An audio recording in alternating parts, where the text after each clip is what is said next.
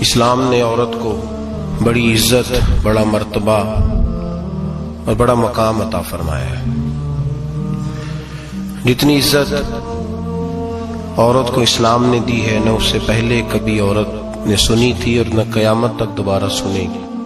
میرے نبی کریم صلی اللہ علیہ وسلم کی تشریف آوری سے پہلے بیٹی کا باپ ہونا لوگ آر کا باعث سمجھتے تھے، گناہ اور جرم سمجھتے تھے۔ میرے محبوب کریم علیہ الصلوۃ والسلام نے ارشاد فرمایا جس کی 4 بیٹیاں ہوں یا 4 بہنیں اس کے ذمے لگ جائیں، والد بوڑھا بیمار ہو جائے یا انتقال کر جائے، 4 بیٹیاں یا 4 بہنیں اس کے ذمہ داری میں آ جائیں، وہ انہیں پڑھائے، اچھا ادب سکھائے، عزت کے ساتھ رخصت کر دے۔ محبوب نے فرمایا جس طرح میری یہ 2 انگلیاں جڑی ہوئی ہیں اس طرح میرے ساتھ جڑ کے جنت میں داخل ہو جائے گا۔ صحابی نے عرض کی حضور اگر بیٹیاں 4 نہ ہوں 3 ہوں، فرمایا اللہ پھر بھی یہی درجہ عطا کرے گا۔ ایک صحابی نے کہا حضور اگر 2 ہوں، تو میرے قریب نے فرمایا بھائی اگر 1 بھی ہو تو اللہ پھر بھی یہی شان عطا فرمائے بیٹی کو۔ میرے محبوب نے فرمایا میں حکم دیتا ہوں باپ کو کہ جب گھر میں تحفہ لے کے آئے، بیٹا بھی بیٹھا ہو بیٹی بھی بیٹھی ہو، تو پہلے بیٹی کو دے۔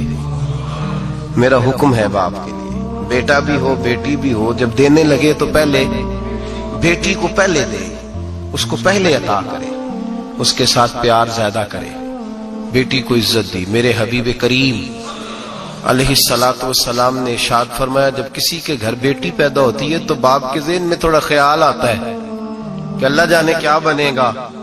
میرے کریم رسول نے فرمایا رب کریم حضرت جبریل کو بھیجتا ہے، بیٹی کے سرانے کھڑے ہو کے کہتے ہیں بیٹی کے باپ فکر نہ کرنا، اس کے معاملے میں اللہ تیری مدد فرمائے گا، رب تیری مدد کرے گا اس کے معاملے میں جب بیٹی آتی ہے۔ میرے بھائی یہ اعزاز میرے رسول نے عطا فرمایا، بہن کو بیٹی کو، اور بات بیوی کی آئی تو میرے نبی کریم علیہ السلام کی بارگاہ میں صحابی نے عرض کی یا رسول اللہ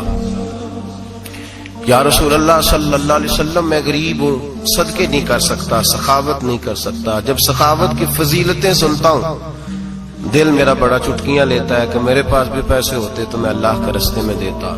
حضور نے فرمایا تو حلال کی روزی کما کے اپنی بیوی کے منہ میں لقمہ دے، اللہ تجھے سخاوت کرنے کا درجہ عطا فرمائے گا، اللہ تجھے بڑی بڑی سخاوت کے درجے اللہ تجھے دے گا۔ تو اس کی اور کیا لفظ ہیں حدیث پاک میں، خیرکم خیرکم لأہلہ وانا خیرکم لأہلہ۔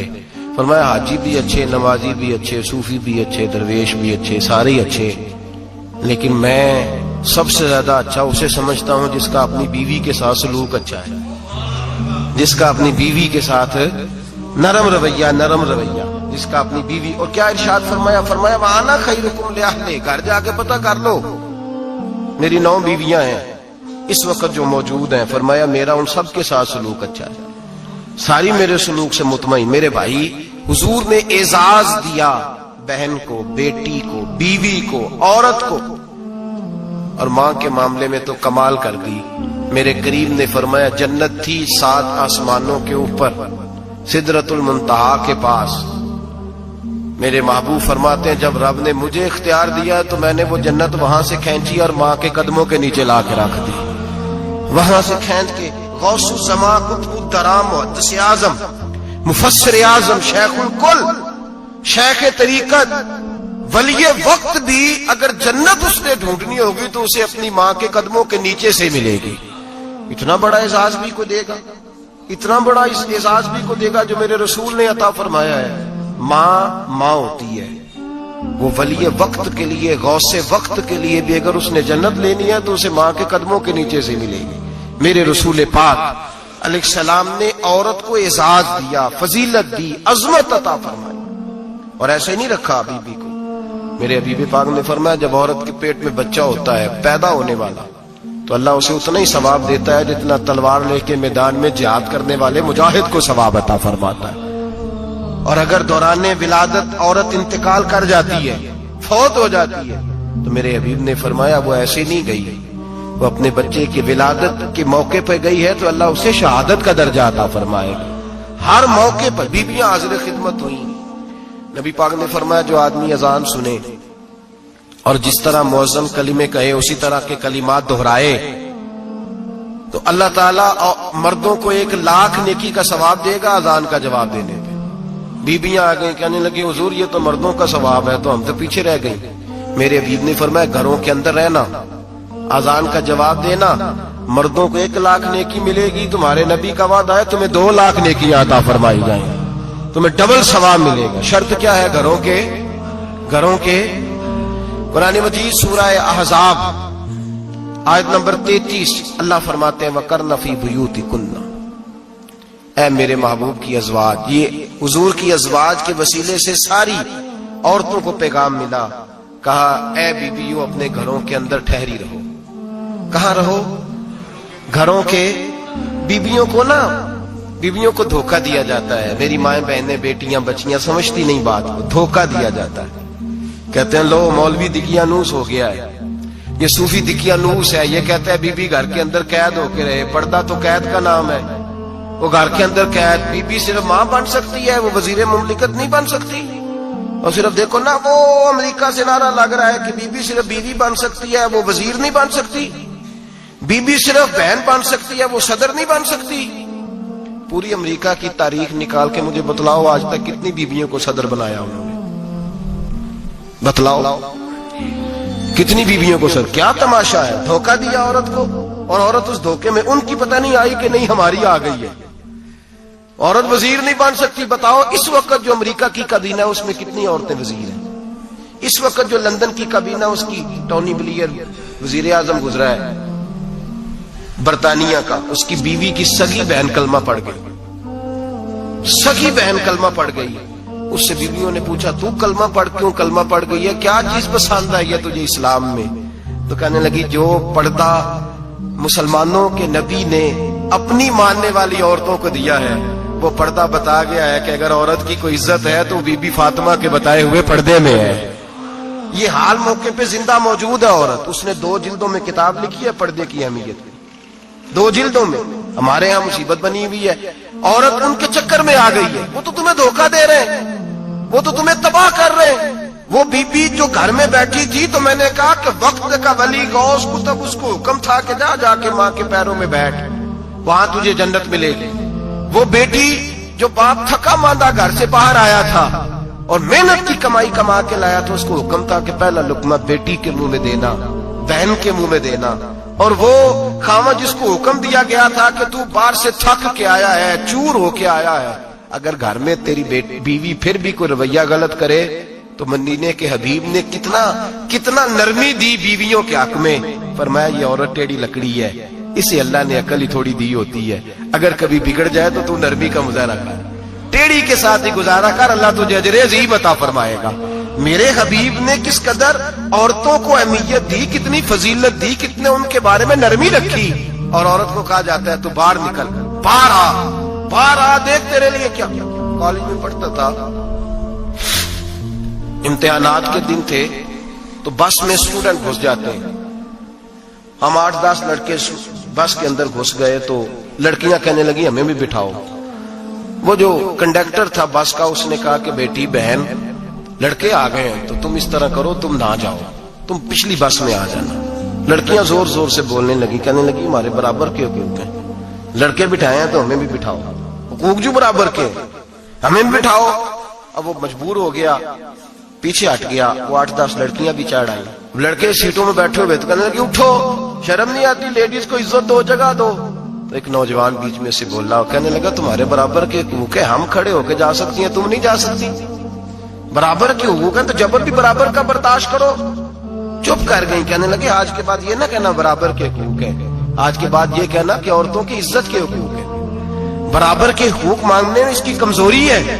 عزت کے حقوق، بینک میں بیویاں بل جمع کرانے آتی ہیں تو انہیں عزت کا حق ملتا ہے، عزت کا. وہ کلرک صاحب جو پتہ نہیں کس طرح کسی سے بولتے ہیں وہ بھی بیویوں کا بل پہلے جمع کرتے ہیں. بس کے اندر بھی بیوی کو عزت ملتی ہے. ایک سمجھدار آدمی، بزرگ آدمی، پڑھا لکھا آدمی بیٹھا ہے بس پہ تو بیوی چڑھی ہے تو عزت کا حق ہے. اٹھ گیا، کہنے لگا اپا جی بہن جی آپ یہاں آ جائیں.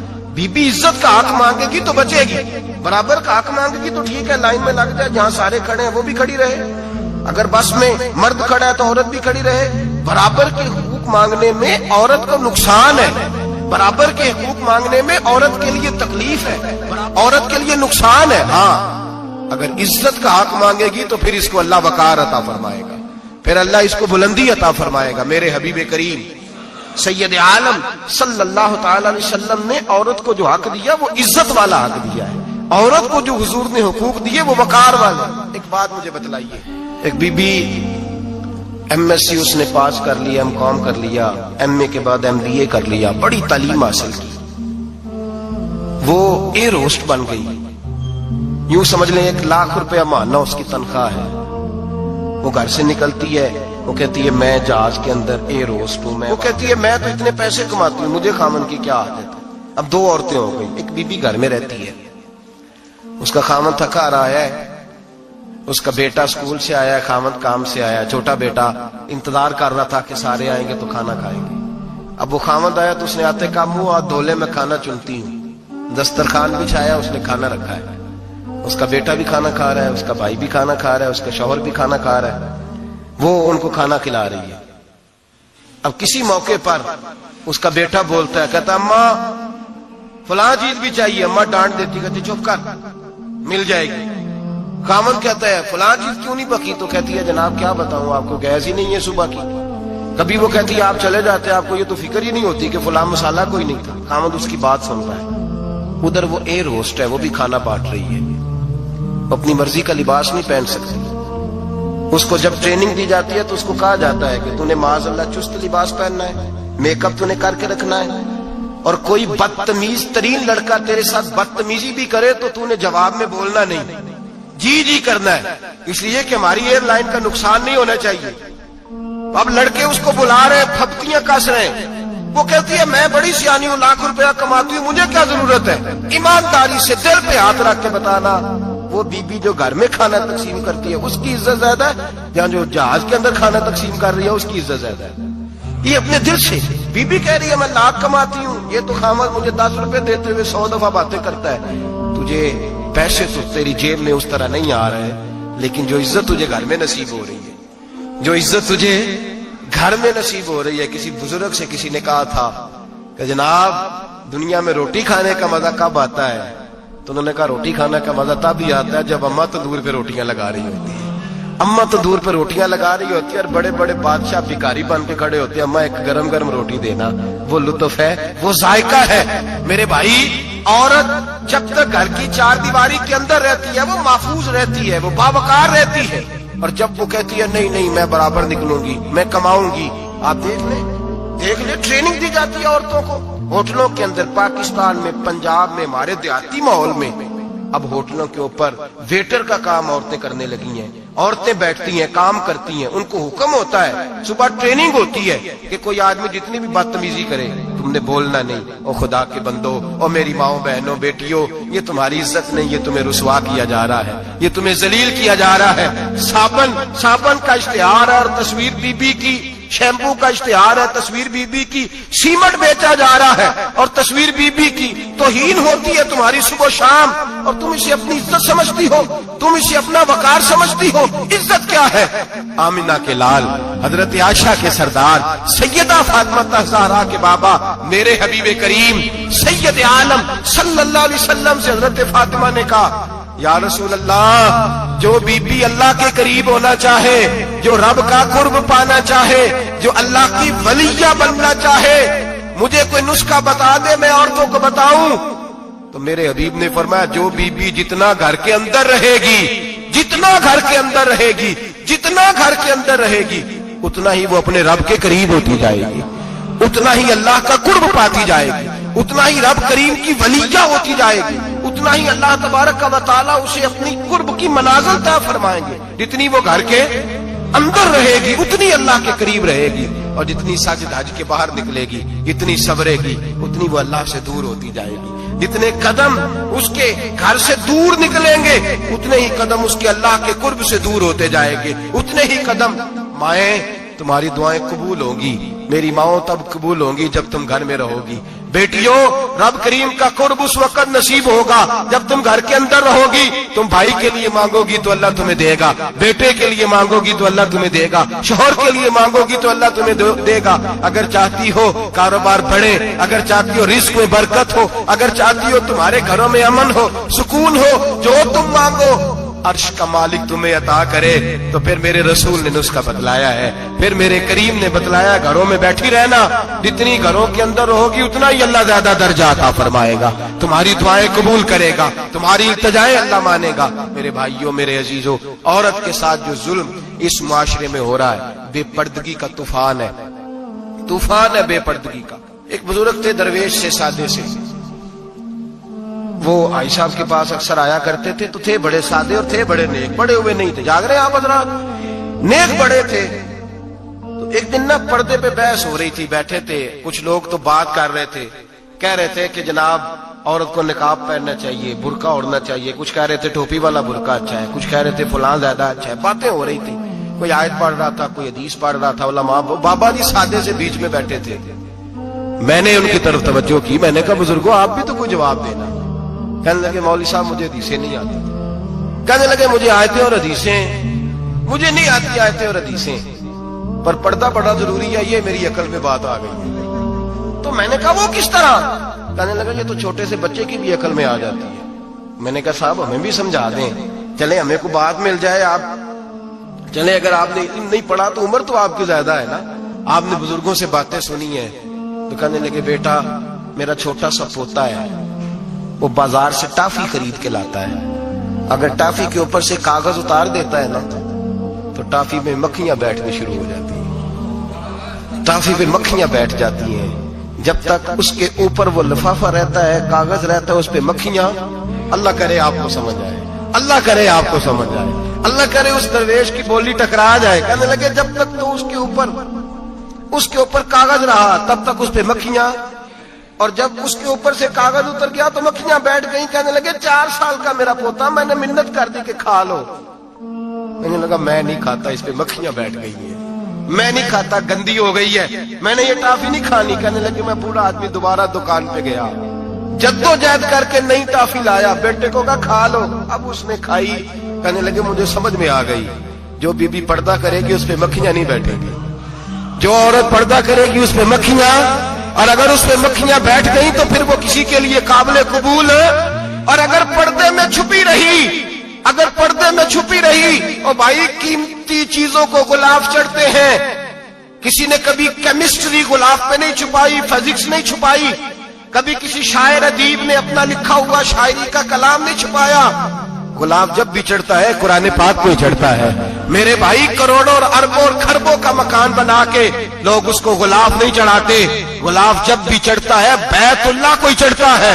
जो चीज कीमती होती है वो गुलाब पे होती है। मेरी बहनों, मेरी बेटियों, अगर तुम अपने आप को कीमती बनाना चाहती हो तो गुलाब में छुप जाओ, तुम्हारी कीमत बढ़ जाएगी, तुम्हारा वकार बढ़ जाएगा, तुम्हारी असमत बढ़ जाएगी। मेरे हबीब ने फरमाया जितनी घर के अंदर रहोगी, दुनिया तो दुनिया रही, अल्लाह की नजर में तुम्हारी कीमत बढ़ जाएगी, रब करीम की निगाह में तुम्हारा वकार बढ़ जाएगा, अल्लाह की नजर में तुम्हारी अजमत बढ़ जाएगी। और जब औरत निकलती है, जब वो घर से निकलती है, मेरे हबीब करीम अलैहिस्सलाम ने फरमाया औरत छुपाने की चीज है, छुपाने की चीज है, छुपाने की, ये कीमती है, ये खजाना है, इसे छुपा के रखो। फरमाया जब ये घर से निकलती है, फरमाया और कोई देखे ना देखे, शैतान उसे देखता है, शैतान वसवसा अंदोजी करता है, शैतान उसे देखता है। और हबीब करीम सैयद आलम सल्लल्लाहु ताला अलैहि वसल्लम जब बात करते थे, जब लफ्ज बयान करते थे, मोहताज जुमले बोलते थे, बड़ा कम, रहमतल लिल आलमीन नबी की जुबान से बड़ा कम सख्त जुमले निकलते थे। मेरे हबीब ने लफ्ज अदा किए, सख्त जुमले। मेरे करीम ने फरमाया जो औरत, ये जो माए बहनें सुन रही हैं, खुदारा आगे पहुंचाएं, आप भी घर में जाएं तो ये वाला आवाज अपने घर में पहुंचाएं, सुनाएं, खुदारा सुनाएं, खुदारा। रोज एक कयामत टूटती है। और मेरे भाई लाखों इज्जतदार लोग अपने तकिए पे मुंह रख रख के रोते हैं, इसलिए कि वो बच्ची जिसके बारे में कहते थे हमें एतबार है, एतबार, एतबार का लफ्ज बोल के बाप जो जुल्म करता है अपनी बेटी पे, بھائی اعتبار کا لفظ بول کے ظلم کرتا ہے بہن پہ، اعتبار کا جملہ بول کے زیادتی کرتے ہیں ہم اپنی جانوں پر۔ حضرت جنید بغدادی صوفیاء کے سرخیل صوفیاء کے، ان سے ایک شخص کہنے لگا مجھے بیٹی پہ اعتبار ہے، میں اس کو فلاں جگہ داخل نہ کرا دوں، پڑھ لے۔ آپ فرمانے لگے تجھے اعتبار ہے تو کیا اللہ کے رسول کو اعتبار نہیں تھا؟ یہ تم نے کیسا لفظ بولا؟ تجھے اعتبار ہے، نبی پاک کو نہیں تھا؟ میرے محبوب کے پاس حضرت عائشہ صدیقہ بیٹھی تھی، اور وہ بی بی جس کو قرآن کہتا لستن کاحد من النساء، تمہارے جیسی دوسری کوئی ہو سکتی نہیں۔ میرے محبوب کے پاس حضرت حفصہ بیٹھی تھی، جناب سودا بیٹھی تھی، اس سے بڑھ کر بھی کسی کو اعتبار ہوگا؟ جن کو قرآن کہتے ہیں ان جیسی دوسری ہو ہی نہیں سکتی۔ حضرت عبداللہ بن مکتوم نابینا سے ابھی آئے، او بھائی نابینا دل کی آنکھیں کھول کے سنو، نابینا سے ابھی نابینا آنکھوں سے نظر نہیں آتا، حضور کی بارگاہ میں آئے، مجھے اعتبار ہے بیٹی پہ، مجھے اعتبار ہے، سندل کی بنی ہوئی بیٹی ہے، حور ہے تیری بیٹی، اس کے قریب گناہ نہیں جاتا؟ یہ تو زیادتی کر رہا ہے اپنی بیٹی پہ، یہ جملہ بول کے تو ظلم کر رہا ہے، تو ظالم اور فاجر ہو گیا جب تو نے یہ کہا کہ مجھے اعتبار ہے۔ میرے حبیب پاک سے بڑھ کر کس کو اعتبار ہوگا؟ میرے کریم رسول سید عالم نور مجسم صلی اللہ تعالی علیہ وسلم نے فرمایا، حضرت عائشہ تھی، حضرت حفصہ تھی، حضرت سودا تھی، عبداللہ ابن مکتوم نابینا آئے تو میرے نبی نے فرمایا بیویوں پردہ کرو، بیویوں بول کے بتائیے، بیویوں سارے بولیے، بیویوں، اللہ کرے یہ آواز گونج جائے پورے معاشرے میں، بیویوں۔ میرے نبی نے جملہ کہا بیویوں پردہ کر لو، پردہ کرو، نظریں جھکاؤ، نقاب اوڑھو۔ ایک زوجہ بولی حضور انہیں تو نظر نہیں آتا، وہ تو بیچارے نابینے ہیں۔ ترمذی میں حبیب پاک کے لفظ سنیے، یا رسول اللہ انہیں تو نظر نہیں آتا۔ میرے رسول نے فرمایا تمہیں تو نظر آتا ہے نا، تم تو اندھی نہیں نا، وہ ایک مرد آیا ہے، وہ ایک صحابی آیا ہے، تمہیں تو نظر آتا ہے، تمہاری آنکھیں تو ہے، اسے فتنہ آئے نہ آئے تمہیں نظر آتا ہے، خبردار پردہ کرو، آنکھیں جھکاؤ، چہروں پہ نقاب ڈالو۔ حضرت جنید بغدادی فرمانے لگے اگر میرے رسول پاک اپنی ازواج کو کہتے ہیں پردہ کرو اور تو کہتا ہے مجھے اعتبار ہے، اگر نبی پاک اپنی بیٹی حضرت فاطمہ کو کہتے ہیں پردہ کر، تو کہتا ہے مجھے اعتبار ہے۔ جناب جنید بغدادی مزید بولے، آپ فرمانے لگے اگر حسن بصری پڑھانے والا ہو، رابعہ بصری پڑھنے والی ہو، اور بیچ میں قرآن پاک پڑھا ہوا ہو، پڑھانے والا حسن بصری، پڑھانے والے حسن بصری جنہوں نے مولا علی شیر خدا کی صحبت پائی، جنہوں نے ام المومنین حضرت ام سلمہ کے گھر میں پرورش پائی، فرمایا پڑھانے والا حسن بصری، پڑھنے والی رابعہ بصری، وہ بی بی جو دعا مانگے تو اللہ مردہ اونٹ کو زندہ فرما دے۔ فرمایا پڑھانے والا حسن بصری ہو، پڑھنے والے رابعہ بصری ہو، اور جو پڑھا جائے وہ قرآن ہو۔ فرمایا قسم اللہ کی عزت کی میں پھر بھی انہیں پڑھنے پڑھانے کی اجازت نہیں دیتا، میں پھر بھی انہیں تنہائی میں بیٹھنے کی اجازت نہیں دیتا، میں پھر بھی انہیں اکیلے رہنے کی اجازت نہیں دیتا، اس لیے کہ یہ حسن بصری ہیں۔